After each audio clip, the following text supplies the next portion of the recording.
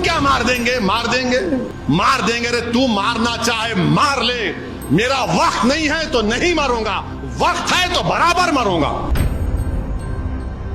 اور میں ان شیطانی طاقتوں سے کہہ رہا ہوں جو بولے مار دیں گے، ایک بات یاد رکھو، میں کوئی مرغی کا بچہ نہیں ہوں۔ ایک بات یاد رکھو، مرغی کا بچہ نہیں ہوں۔ بات کے حالات تم جانو، پھر میں اتنا آسانی سے جانے والا نہیں ہوں، پیٹھ نہیں دکھاؤں گا انشاءاللہ تعالی۔ تم کیا، تمہارے باپ بھی آ جائیں گے تو سامنے ٹھہروں گا میں انشاءاللہ تعالی۔ تم زہر دے کے مارے انہوں شہید ہو گئے، تم 2 فیٹ کے سے گولی مارے وہ شہید ہو گئے۔ اور شہید تو قرآن میں اللہ بول رہا ہے ان کو مردہ مت کہو، تم جب مرو گے تم مردہ رہو گے انشاءاللہ۔ پس مردن فرشتوں نے جو تلاشی لی تو کیا نکلا؟ فقط ایک دل کے گوشے سے خیال مصطفیٰ نکلا۔ تمہاری نسلیں فنا ہو جائیں گی، ہم فنا نہیں ہوں گے۔ ہم ایک گھر سے دوسرے گھر کو منتقل ہوتے۔ میری زندگی کا مقصد تیری دین کی سرفرازی، میں اسی لیے مسلمان، میں اسی لیے نمازی۔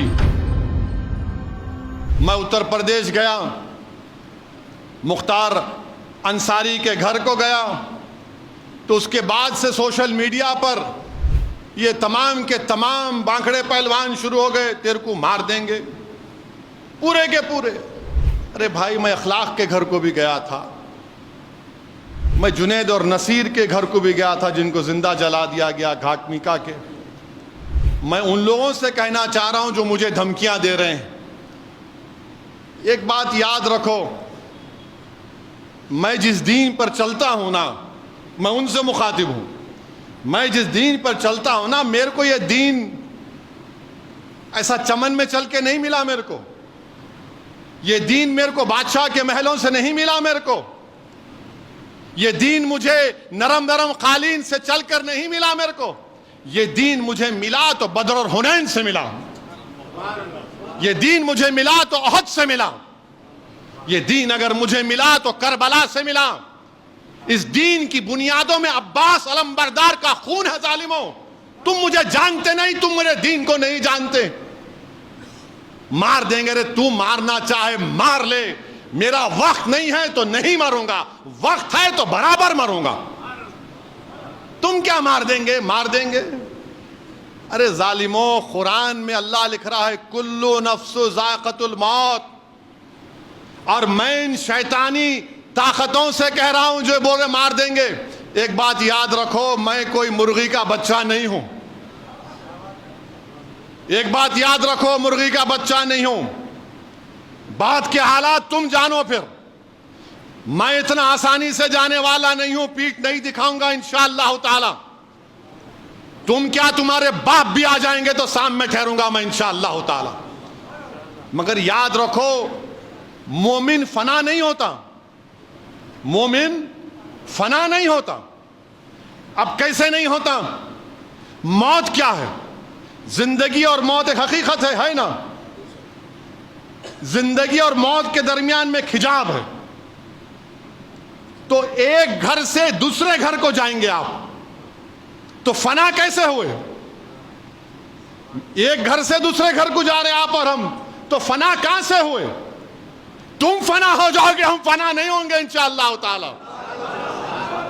تمہاری نسلیں فنا ہو جائیں گی، ہم فنا نہیں ہوں گے۔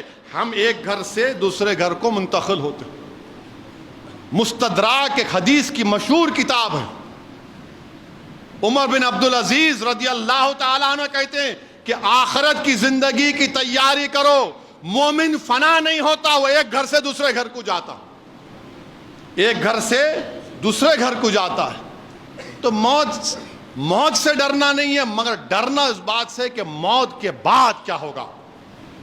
جب خبر میں جائیں گے، جب حساب کتاب ہوگا، جب پوچھا جائے گا، جب تم سے اور ہم سے پوچھا جائے گا، اور انشاءاللہ تعالی جب ہم کو رسول اللہ صلی اللہ علیہ وسلم کا چہرے مبارک دکھا جائے گا، تو ہم پکار کر کہیں گے یہ میرے آقا ہیں، انشاءاللہ میں ان کا امتی ہوں، یہ محمد صلی اللہ علیہ وسلم ہے۔ ہم ایک گھر سے دوسرے گھر کو منتقل ہوتے۔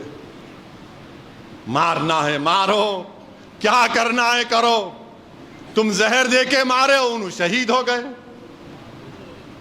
تم زہر دے کے مارے انہوں شہید ہو گئے، تم 2 فیٹ کے سے گولی مارے وہ شہید ہو گئے۔ اور شہید تو قرآن میں اللہ بول رہا ہے ان کو مردہ مت کہو، تم جب مرو گے تم مردہ رہو گے انشاءاللہ، تم جب مرو گے تم مردہ ہوگے، میں مردہ نہیں رہوں گا، میں مومن ہوں، گھر تبدیل کروں گا۔ کسی ایک شاعر نے ایک اچھا شعر کہا تھا، میری زندگی کا مقصد تیری دین کی سرفرازی، میری زندگی کا مقصد تیرے دین کی سرفرازی، میں اسی لیے مسلمان، میں اسی لیے نمازی، میری زندگی کا مقصد تیری دین کی سرفرازی، میں اسی لیے مسلمان، میں اسی لیے نمازی۔ کسی ایک عاشق رسول نے بڑا اچھا کہا موت خبر کے بارے میں، کفن کے بارے میں، اب میں ان ظالموں سے کہہ رہا ہوں کہ پس مردن فرشتوں نے جو تلاشی لی تو بھلا کیا نکلا، پس مردن فرشتوں نے جو تلاشی لی تو کیا نکلا، فقط ایک دل کے گوشے سے خیال مصطفیٰ نکلا۔ پس مردن فرشتوں نے جو تلاشی لی تو بھلا کیا نکلا، فقط ایک دل کے گوشے سے خیال مصطفیٰ نکلا۔ یہی ہوگا میرے سے بھی انشاءاللہ، ہم تمام سے یہ ہوگا انشاءاللہ تعالیٰ۔ پس مردن فرشتوں نے تلاشی لی تو کیا نکلا، فقط ایک دل کے حصے سے خیال مصطفیٰ نکلا۔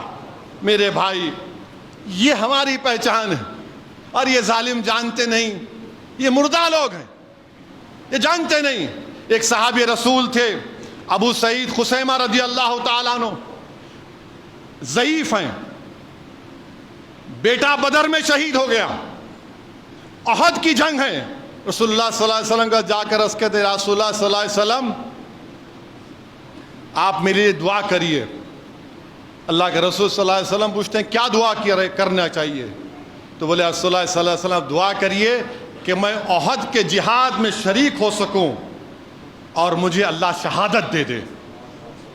اور بولتے ہیں کہ جب جنگ بدر ہو رہی تھی تو میرے اور بیٹے میں یہ بحث ہوئی کہ میں جاؤں گا، تو ہم دونوں نے ڈرا کیا، خورا کیا، بیٹے کا نام اٹھا، بیٹا شہید ہو گیا الحمدللہ۔ اور کہتے ایک ضعیف باپ کہتا ہے رسول اللہ صلی اللہ علیہ وسلم میں نے رات میں اپنے بیٹے کو خواب میں دیکھا جنت میں، اور کہہ رہا ابا جان جلدی آؤ میں آپ کا انتظار کر رہا ہوں۔ ارے ظالموں، ہم کو اسلام ایسے ملا۔ اللہ کے رسول صلی اللہ علیہ وسلم ان کے لیے دعا کرتے ہیں، وہ شہید ہو جاتے ہیں۔ حضرت انس رضی اللہ تعالیٰ عنہ احد کی جنگ میں ایک اور واقعہ کہ ایک صحابی رسول آ کر رسول اللہ صلی اللہ علیہ وسلم عرض کرتے ہیں رسول اللہ صلی اللہ علیہ وسلم میری صورت اچھی نہیں ہے، میرے وجود سے تھوڑا بدبو آتی، کیا اگر میں کل شہید ہو جاؤں تو اللہ کیا دے گا مجھے؟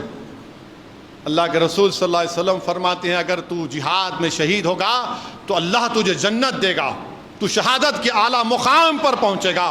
وہ جنگ میں حصہ لیتے، شہید ہو جاتے، جب ان کی لاش کو دیکھتے ہیں تو چہرہ نورانی ہو جاتا، جسم سے خوشبو آتی ہے، اور رسول اللہ صلی اللہ علیہ وسلم فرماتے ہیں کہ جنت کی حوریں اس کے استقبال کے لیے کھڑی ہوئی ہیں۔ تم ہم کو مارتے مارو پیارے، کون روک رہا تم کو؟ میری زندگی اللہ لکھ دیا ہے جب میں اپنی ماں کے پیٹ میں تھا، میری ذلت، میری عزت، میری رزق، سب چیز اللہ لکھ چکا ہے، تم کیا لوگے مجھ سے؟